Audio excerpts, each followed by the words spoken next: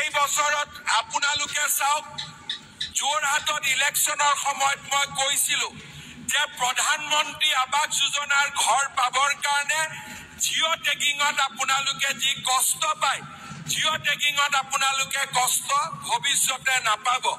এইবাৰ আপোনালোকক আমি কি কৰিলো জীৱিকা সখী বাইদেউবিলাকে দি জিঅ' টেগিং কৰাই দিলো। পইচা কোনেও লোৱা নাই, কোনোবাই চাহ একাপ খাইছে যদি বেলেগ কথা।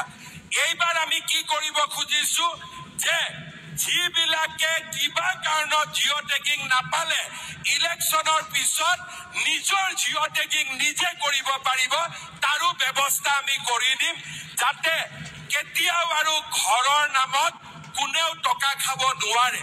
ইয়াৰ উপৰিও নমস্কাৰ বন্ধুসকল, চৰকাৰী ঘৰক লৈ মুখ্যমন্ত্ৰীয়ে ডাঙৰ মন্তব্য কৰিছে। মুখ্যমন্ত্ৰীয়ে কি কৈছে জানিবৰ কাৰণে আপোনালোকে ভিডিঅ'টো সম্পূৰ্ণকৈ চাব।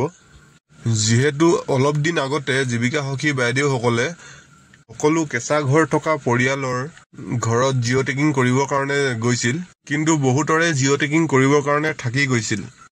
কিন্তু যিসকলে অনলাইন জিঅ' টেগিং কৰিম বুলি ভাবিছিল বা জীৱিকা সখী বাইদেউসকলে জিঅ' টেগিং কৰিবৰ কাৰণে থাকি গৈছিল, তেওঁলোকৰ কাৰণে মুখ্যমন্ত্ৰীয়ে ভাল খবৰ লৈ আহিছে। যিহেতু বহুতে অনলাইন জিঅ' টেগিঙৰ কথা কৈছিল যদিও বৰ্তমানলৈকে কোনো ধৰণৰ অনলাইন জিঅ' টেগিং কৰিব পৰা যোৱা নাছিল। বহুতে অনলাইন জিঅ' টেগিং কৰিব বিচাৰিছিল যদিও বিভিন্ন ধৰণৰ প্ৰব্লেম আহিছিল।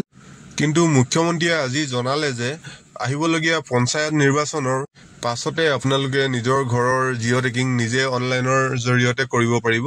আপোনালোকে মাত্ৰ এখন চেলফি তুলি নিজৰ মোবাইলৰ সহায়তে নিজে জিঅ' টেগিং কৰি ল'ব পাৰিব। আৰু যেতিয়াই এই অনলাইন জিঅ' টেগিঙৰ ছাইটটো মুকলি কৰি দিব, মই সকলোতকৈ আগতে আপোনালোকক এই চেনেলটোৰ জৰিয়তে ভিডিঅ' এটা বনাই আপোনালোকক সম্পূৰ্ণ প্ৰচেছ আপোনালোকক জনাই দিম। সেই ভিডিঅ'টো পাবৰ কাৰণে আপোনালোকে চেনেলটো ছাবস্ক্ৰাইব কৰা নাই যদি ছাবস্ক্ৰাইব কৰি ৰাখিব। যদিহে ভিডিঅ'টো ভাল লাগিলে আপোনালোকে লাইক আৰু শ্বেয়াৰ কৰিবলৈ নাপাহৰিব। ধন্যবাদ।